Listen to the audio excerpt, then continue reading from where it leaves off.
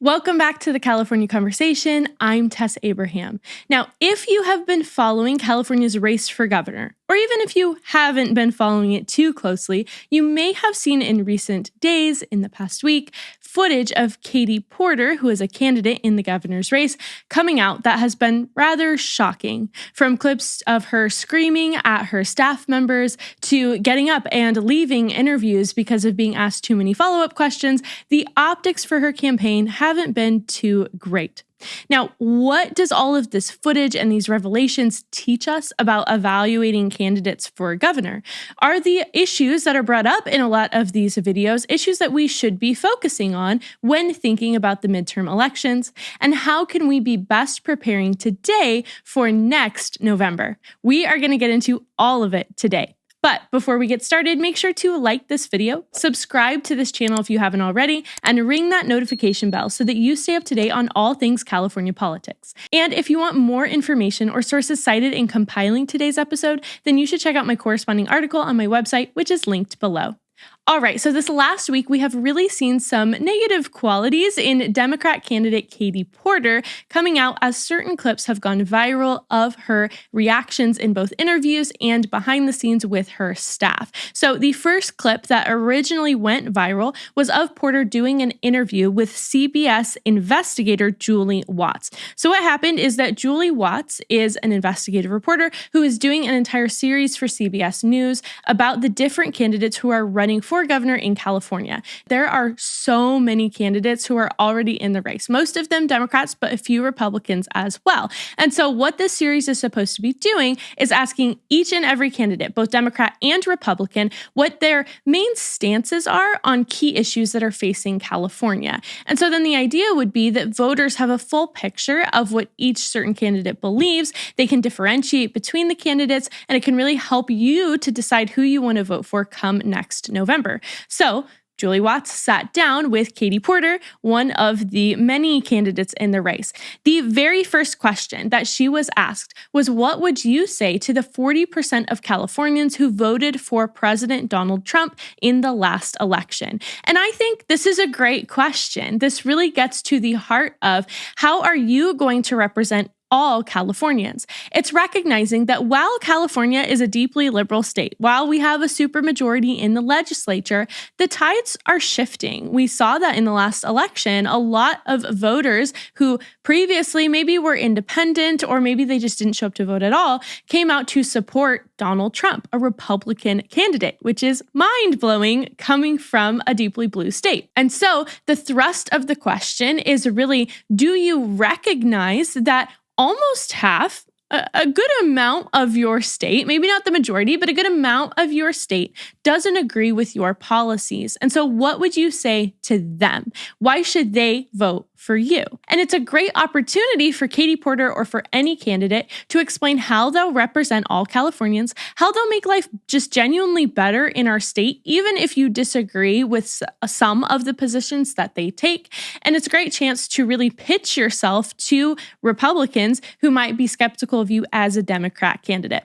But Katie Porter didn't do that. It quickly turned very divisive. She was very offended by the question, and she got to a point where she was threatening to even walk out of the interview. Let's watch that clip together. You say to the 40% of California voters who you'll need in order to win, who voted for Trump? How would I need them in order to win, ma'am? Well, unless you think you're going to get 60% of the vote. You think you'll get 60%. Everybody who did not vote for Trump will vote for you. That's what you're saying. In a general election, yes. If it is me versus a Republican, I think that I will win the people who did not vote for Trump. What if it's you versus another Democrat? I don't intend that to be the case. But let me be clear with you. I represented Orange County. I represented a purple area. Mm-hmm. I have stood on my own 2 feet and won Republican votes before. That's not something every candidate in this race can say. If you're from a deep blue area, if you're from LA or you're from Oakland, you don't have an experience. But you just said you don't need those Trump voters. Well, you asked me if I needed them to win. So you don't think I feel like this is unnecessarily argumentative. What is your question? The question is the same thing I asked everybody, that this is being called the empowering voters to stop Trump's power grab. Every other candidate has answered this question. This is not Correct. And I said I support it. So, and the question is, what do you say to the 40% of voters who voted for Trump? Oh, I'm happy to say that. It's the do you need them to win part that I don't understand. I'm happy to answer the question as you have it written, and I'll answer it. And we've also asked the other candidates, do you think you need any of those 40% of California voters to win? And you're saying, no, you don't. No, I'm saying I'm going to try to win every vote I can. And what I'm saying to you is that... Well, to those voters, okay, so you... I don't want to keep doing this. I'm going to call it. Okay. Thank you. You're not going to do the interview with us? Nope, not like this. I'm not. Not with 7 follow-ups to every single question you ask. Every other candidate has answered our follow-ups. I don't care. I want to have a pleasant, positive conversation in which you ask me about every issue on this list. And if every question you're going to make up a follow-up question, then we're never going to get there. Ms. And Porter, we're just going to circle around. I am an investigative I have never reporter. had to do this before, ever. You've never had to have a conversation with to end a an reporter? interview. Okay, but every other candidate has done this. What part of I'm me? I'm running for governor because I'm a leader. So I am going to make... So you're not going to answer questions from reporters? Yikes, that doesn't look so great for Porter. I could not believe it when I watched it, of how you can't even respond to a simple question. This investigative reporter doesn't even really seem adversary. She doesn't seem to be challenging Porter. She really just throws out the question of, you have to recognize 40% of Californians might not be inclined to vote for you, so here's a chance to speak to them. There's nothing inherently negative or combative about that, and Porter just seems immediately on the defense. She really dismisses anyone who is conservative in California as, why would I need them? Well, ma'am, you need us not just because you want to win, but because you want to govern. You want to represent the people in your state. That's what governance is. So if you're automatically writing off a good chunk of the population who you will be overseeing as governor, really makes us second guess voting for you. And I just think it was such an easy question because you could find points of common interest, right? You can just own, I recognize that some of the people who voted for Donald Trump will not agree with me on social issues, abortion, LGBTQ issues, all of those things. But I believe in making life better for all Californians, regardless of our personal or religious beliefs. And so I think we can find common ground on crime. I think we can find common ground on trying to bring down cost of living. And so I'd encourage those people to look at my policies, to look at my track record, and see if they believe that I could be a good representative for them. Easy, done, move on. But instead, Katie doesn't want to answer that. She doesn't think she needs us. And so she gets very angry. Now, understandably, this response has many people questioning how she would react if she was governor and was asked a question. It doesn't seem like she wants to be challenged on anything. She doesn't want to answer follow-up questions. And so does she really have the right temperament? It seems instead like she turns angry very quickly, which is concerning as an attribute for someone who wants to be a leader. So that has led to this next video resurfacing in which she's talking to a member of her staff. And let's just watch that and I'll let her speak for herself. We're going to lose more than 500,000 Californians dying prematurely to air pollution and other problems. And the state could lose. Get out of my shot. I wanted to tell you that that's actually incorrect. It's not that it's electric vehicles. It's that if we don't make the commitments under the Paris Climate Accord. Okay, it does. Okay, you also were in my shot before that. Stay out of my shot. Obviously, this is just another terrible look for Katie Porter. I mean, no one feels excited or inclined to vote for someone who just seems downright mean, but it's especially troubling for someone like Porter, who really portrays herself as a champion for low-income individuals or for the middle class. She really prides herself on identifying as one of us, as a working woman, as a single mom, she will often say. And so when she positions herself to really advocate for people who feel voiceless or feel like they're not heard by their government, and then we turn around and you see her mistreating a member of her staff, it really starts to make you wonder, can I believe anything that she says? As a result of both of these viral videos, many have been calling on Porter to drop out of the governor's race. And this is where I want to be careful, and I might even say something a little bit controversial, but hang with me. as a conservative, I think it would be really easy to watch these clips of Porter and say, yep, that confirms everything that I think about her. She should absolutely drop out of the race. She is not qualified. But I think that each candidate deserves a full, comprehensive, and objective examination of what their policy positions are, of their track record in government if they have one, and what they have said that they would do as governor of our state. And now, I don't say this to defend Katie Porter, and I don't say this to say that you can't watch those videos and be troubled. You should watch them and you should think, I don't exactly know about that. But what I'm trying to say is that when it comes to deciding on a candidate to vote for, to actually come in and run our state, we need to first and foremost be looking at the policies that they would be enacting in our state that would actually affect our lives. And I say this because this is the same standard that I have for Republican candidates as well as Democrat candidates. I want to know, what have you said that you will do as a leader? And if you have a history in government, what have you done in our government? What has your track record really been? And what have the results of that been? It is really easy in politics to dig up dirt on a candidate. It is really easy to clip certain things out of context and watch them go viral. It's really easy to find clips of people on their worst days in a bad moment, and then to make all of our determinations off of that. But we don't need to do that. We don't need to rely on emotional reactions in order to sway public perception of candidates. Instead, all we need to do is look at what they have said that they will do and what they have done in the past. And like 90% of the time, that is enough to really tell us who they are and how they would be as a leader in our government. I firmly believe, as I have said so many times before and will continue to hammer, policy positions are the most important thing about a candidate who's running for any office of government. Now, do I believe that candidates should have certain good qualities? Yes, I advocate every day that they should be honest, that they should have integrity, that they should be of good standing. I don't think that candidates should be quick to anger, because I believe that the best leaders are the ones who have all of those positive traits.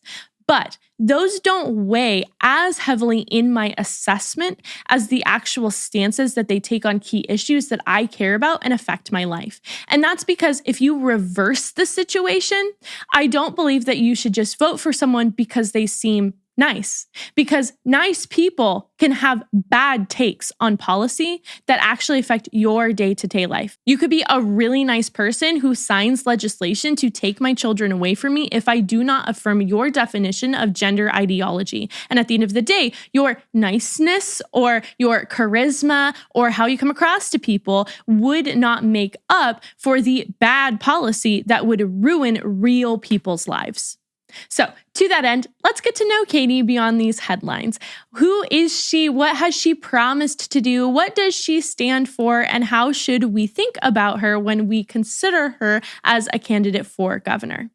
But before we get to that, let's talk about a company that fulfills all of the promises that it makes to you, and that is Curie deodorant. Did you know that most deodorants contain aluminum, they contain parabens, they contain endocrine disruptors, just so many things that you do not want to be putting on your skin on a daily basis. Now, Curie deodorant is completely different. They formulate their deodorant to be free of all of these things, as well as to meet the clean standards that are set in the EU, which are even higher than our standards here in the United States. They have set out to create a product that is both clean and non-toxic, so that you can be super confident about putting on your skin while still being effective when it comes to fighting body odor. Because let's face it, there are a lot of non-toxic deodorants out there that sound really great, and then you start to use them and they do not work at all. Curie deodorant is not like that.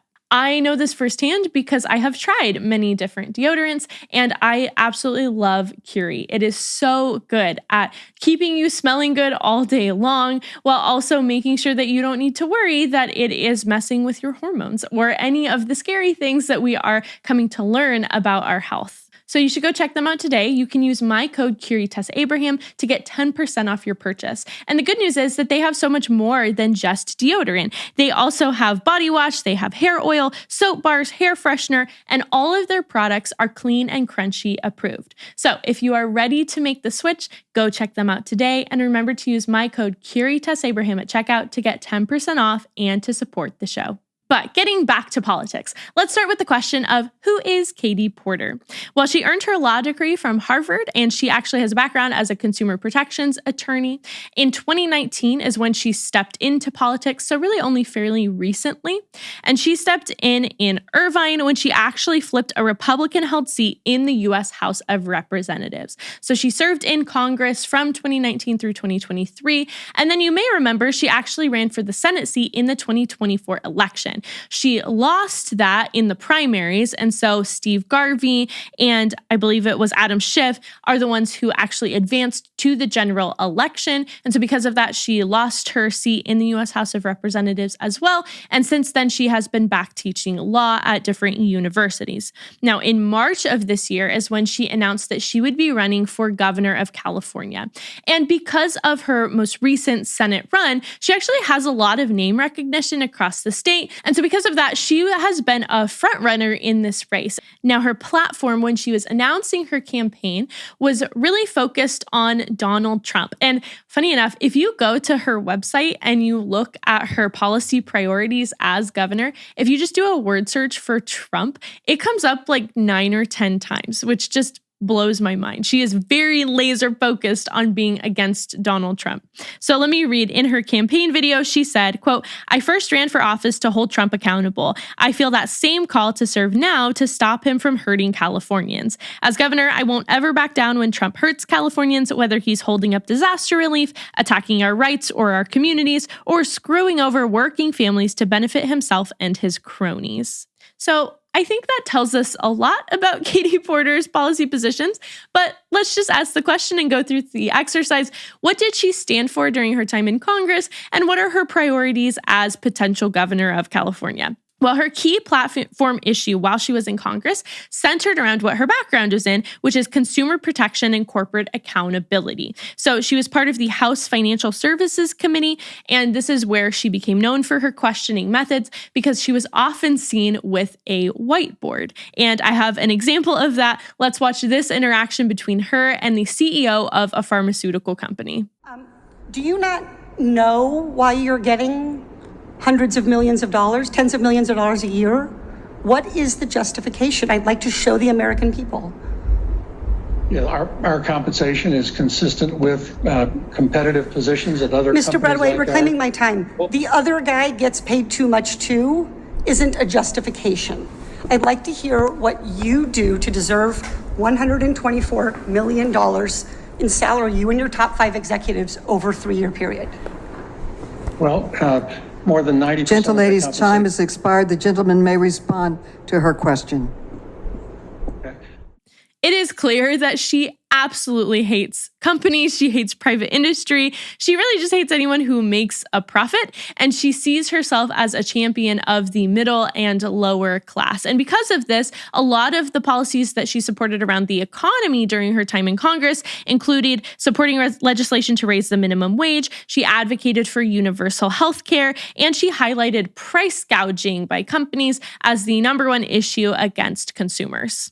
So even right there, we have an immediate problem. In California, one of the main issues on the minds of voters is affordability. It's the cost of living crisis. It's that housing is too expensive and groceries are too expensive. And so a lot of people want to see a governor come in and address these issues. But if Katie Porter's proposed solutions are to raise the minimum wage or to pay for universal health care for all, then that is not going to solve the economy. We've talked about this on the show before. You can go back and check out those episodes, but about how minimum wage, raising it does not actually help anyone because it just increases inflation, which drives up the cost of living. And the government paying for universal healthcare just blows out spending and really starts to question of if we're moving into more of a socialist society. So there's just red flags when it comes to her economic policy. And like I said, that's the number one issue on the minds of voters. So already we should be fairly skeptical about whether or not she would make a good governor of California.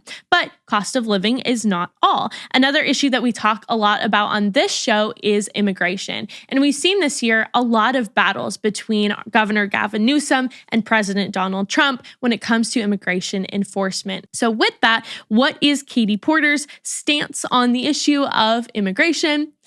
Well, it's not looking good, because back when she was in Congress was when President Biden was in office. And we know that under President Biden, there were so many people who were allowed to come into our country illegally. And yet she took the stance in Congress that it would be wrong for President Biden to close the border or to set up more strict measures to keep people from coming here. What's interesting, though, that I want to point out is that according to a March 2025 poll that was conducted by Pew Research Center, 83% of Americans support some deportation or all deportation of illegal immigrants. So it's split out so that some people support deportation in any circumstance if you're here illegally. And then I believe it was 51% support deportation in certain circumstances.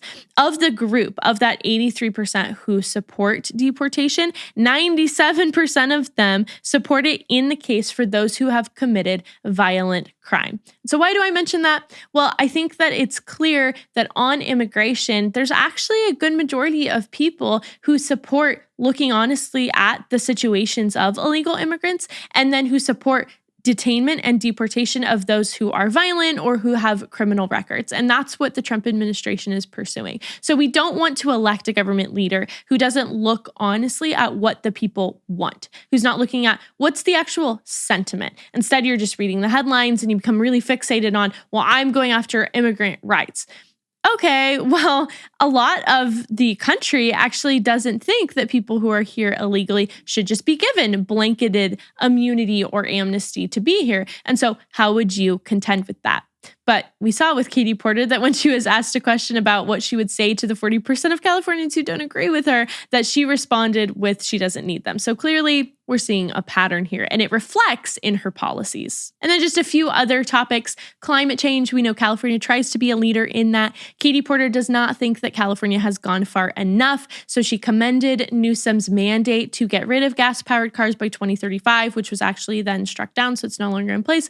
She supported that, and she thinks that it should go further to make sure that middle class and low-income communities have access to electric vehicles. She also supports California's initiative to get the high-speed rail up and running, which has cost taxpayers just billions of dollars at this point with nothing to show for it over the 17 years that it has been worked on. And then when it comes to social issues, which are things that conservatives really care about because we want to know that our rights and our freedoms of religion and freedoms of speech are going to be protected in our state around these topics. Katie Porter also doesn't poll great on those. She is in staunch support of defending abortion rights as well as LGBTQ plus rights in our state. So just a track record of her. She voted in favor of Biden's Respect for Marriage Act. She co-signed a letter expressing concern about Florida's so-called Don't Say Gay bill, which we know it wasn't really about that. She supported legislation to protect transgender people's rights to use whatever bathroom aligns with their gender identity. She sought to ban quote unquote conversion therapy. And she has consistently voted against protections for unborn babies and for children born alive after failed abortions. So clearly on the social front and some of these issues that we want to make sure that even if she disagrees with us, that she will protect our views on, she doesn't seem too great. So after all of these policy positions are explained, does this sound like the person that you want to entrust with representing your interests and your values in our state? Does it seem like she would protect a lot of your beliefs and that she would advance policies that are in line with what you value and what you believe about certain issues like economy and immigration? And do you believe that she is the person to come in and clean up the massive issues that we have here? Because let's be honest, the next governor who comes into California has a lot of mess to clean up from the past several years of poor governance and several issues spinning out of control. And so does it sound like Katie Porter is the one who is going to do that? Obviously, I would say no. So all in all, when we look at her policy positions, we see that she would take many of the same stances that Governor Gavin Newsom takes, and she would take them even further to the left, to a liberal ideology. And so we know from time and experience, and we know from how these policies play out, that she would just make an atrocious governor, that many of the issues we have today would just continue to perpetuate. So even though we see today that a lot of the media coverage and the videos that have resurfaced are tanking her chances of becoming governor, even though they might affect her race and affect if people want to vote for her or not, we don't even need to look there, because if you look first at the track record she stands on, and second at all of the priorities she lists out of what she would do as governor, we know from that alone that she's not fit to be governor. So we don't even need to look at the things that are happening today. And I say that because it's important not to get distracted to then just swap her out with a nicer candidate. I am sure that these several Democrats who are in the race that have these same policy positions that Katie Porter has are just thrilled. They're like, yay, she was the front runner. And so they're all jumping on the bandwagon of, yeah, don't run for governor, drop out of the race. But don't be distracted to then just gloss over them. Look at them too and hold them to these same standards. Look at their policy positions.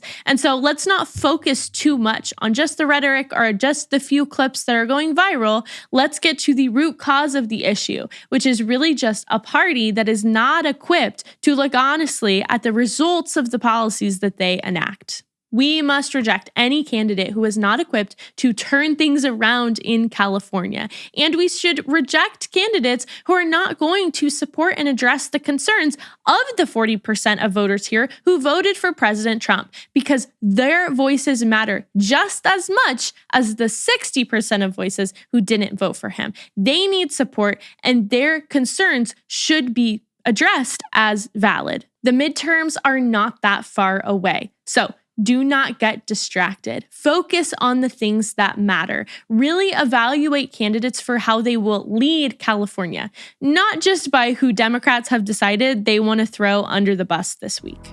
Thank you so much for joining me here today. I hope it was helpful for you as you navigate life in our state and that you even learned something new. Please spread the word and share this show with your friends, family, and fellow Californians. And I'll see you back here next week for another episode of the California Conversation.